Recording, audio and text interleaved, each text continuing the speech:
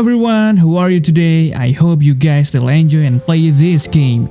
Now we're back again with Honkai Star Rails, and this time I will make some guide about a new content on Honkai Star Rail, which is Simulated Universe Gold and Gears. I know many people would think that this content is too difficult to understand because in this mode there is so many things that we have to pay attention on. So, in this video I will guide you and explain everything slowly so you can understand. Okay, let's stop beating around the bush and let's get into it.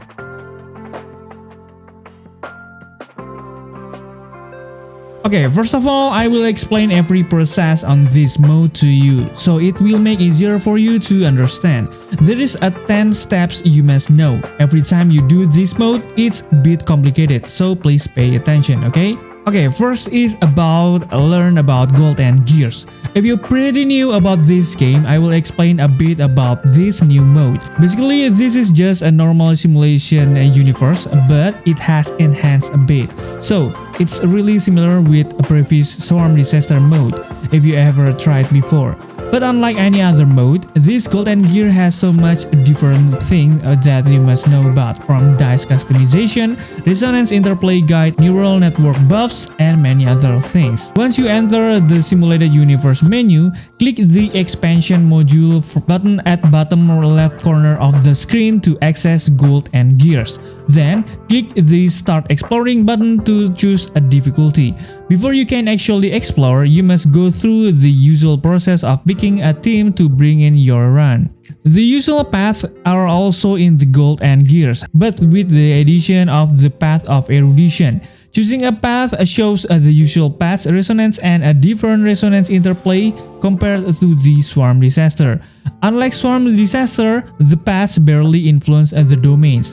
Their only influence is the path boost, which will provide certain buffs to your team. You will receive the path boost when meeting the conditions for the custom dice passive effect. In Gold and Gears, you can also ban two paths whose blessing you do not want to appear during your run. Do note that the game will mark which paths have resonance interplay with your chosen path. After choosing your path, you can now select a custom dice and select the dice faces you want to use during your exploration. Each custom dice has a different initial and passive effect that will influence the domains during your run. The dice phases work similarly to the audience dice in the Swarm Disaster.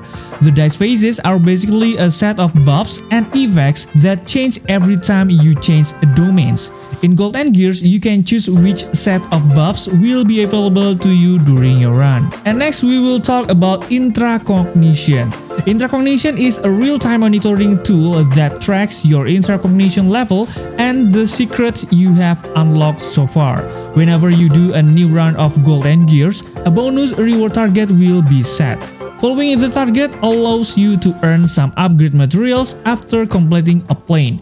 Also, you will earn additional neural impulse after your run, which can be used to upgrade the neural network, a skill tree that provides permanent buffs for your runs. When you enter Gold and Gears, you will get access to a map that shows you tiles and represent domains you can enter. The tiles have larger symbols indicating the domain type and smaller symbols indicating the beacons in it. This is the list symbol and beacons that you need to know.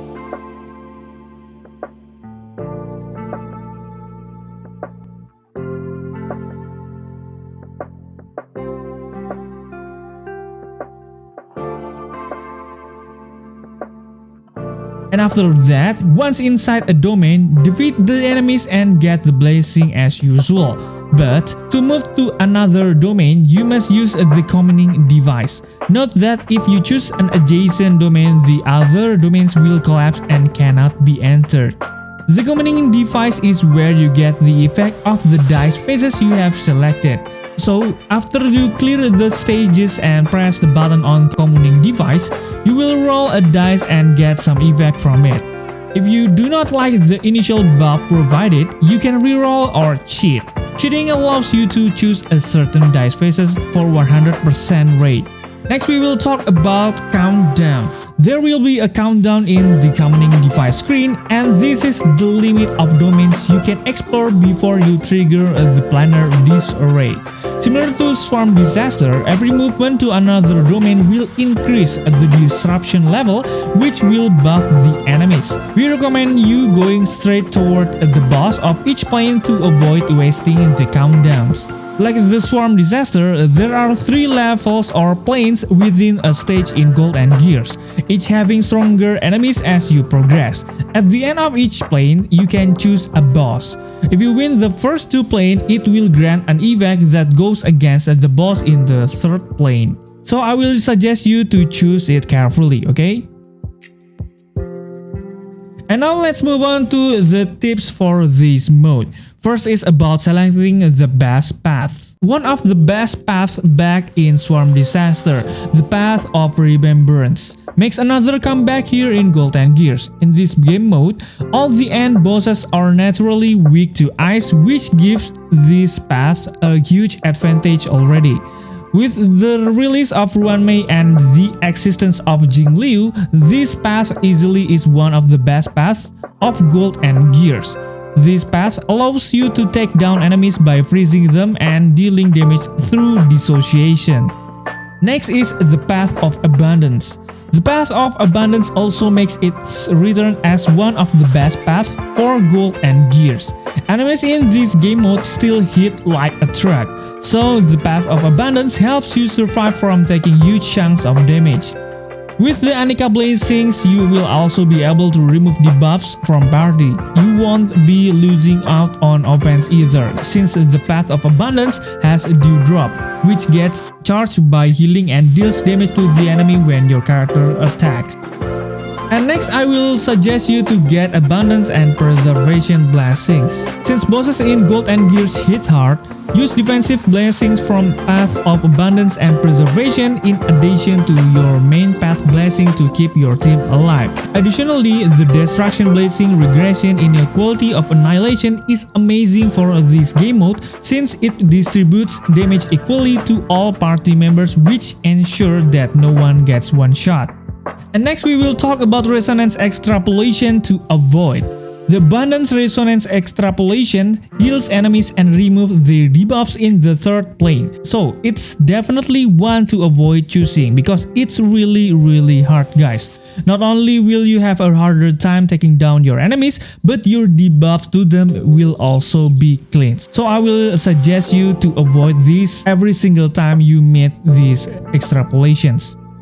And next we will talk about the Destruction Resonance Extrapolation. The Destruction Resonance Extrapolation damages your party based on how low the enemy's HP is. This can be lethal if you don't manage to take out your enemies in the 3rd plane and leave them at low HP, which is highly likely since enemies here can be tanky. And also do not forget to upgrade your neural system. Upon playing and clearing Gold and Gears, you will obtain Neural Impulse, which you can use to upgrade the neural system. The skill tree is similar to ability tree in the normal simulated universe. Use Neural Impulse to unlock talent and buffs that will aid you in the later stage of Gold and Gears. More dice phases can be unlocked when you unlock various secrets. This can be done by meeting the trigger criteria of certain secret type. For Trailblazer secrets, it's just a task of maintaining your intracoordination level at certain range when clearing a plane. For the Aeon secrets, some will be unlocked after collecting all the secrets in certain plane. The final chapter secrets can be unlocked after you have all the secrets. Note that the rewards such as upgrade materials and stellar jades can be earned after getting a certain amount of dice phases and secrets. Also, don't forget to unlock more custom dices. Most custom dice can be unlocked after using a certain dice to clear Gold and Gears in any difficulty. For company time, courier extrapolation, and data inflation, these dice can be unlocked after using a total of 6 different custom dice to clear Gold and Gears. Do note that rewards such as stellar jades can be obtained after using certain dice in Gold and Gears. Next, we will talk about team composition. First is free-to-play team. This team lets you use the Path of Remembrance dissociation to easily take out weak and strong enemies alike. Herta acts as the main DPS, capable of easily inflicting weakness break on multiple enemies, which freezes them. Mars 7th can freeze multiple enemies as well, using her ultimate, while also providing chunky single target shields. Asta can buff the party's attack and speed, while Natasha can heal and remove debuffs. Next is about Jingliu team. Jingliu is arguably the best DPS character for gold and gears. The AoE damage from her ultimate and enhanced basic attacks, when paired with Remembrance Blessings, can easily defeat enemy in this mode. Paired with the Path of Remembrance, this team easily dishes out damage while also letting Dissociation take effects on enemies. Jingliu acts as the main DPS and can deal massive amounts of damage. Xingyun can buff Jingliu's damage and restore her energy. Ruanmei brings a plenty useful of buffs like all resistant penetration and can increase break efficiency for the whole party. Luocha acts as the main healer while also being able to cleanse debuffs and remove buffs on enemies using his ultimate. Next is Danheng team. Using the Path of Propagation, Danheng still does well as a main DPS. Yukong can provide critical rate and critical damage, while Pila can reduce enemy defense and remove their buffs. Lastly, Luocha acts as the main healer and can also remove debuffs. And lastly, you can use this Qingchui team. This team allows you to enable Qingchui as a hyper carry and have her deal lots of AoE damage. Bronya can give a Qingchui a turn, increasing her damage, and also provide her critical damage and attack using her ultimate. Silver Wolf is a great debuffer and can apply quantum weakness to the enemy that don't have it. Fu Xuan can redirect damage the team takes to herself while also allowing her teammates to resist debuffs. So I think this team also quite good. Okay, I think that's all I can say for you about all guide about the new simulated universe Gold and Gears. If you have something on your mind, do not hesitate to put a comment below. Thank you for watching, stay safe, stay healthy, and see you in the next video.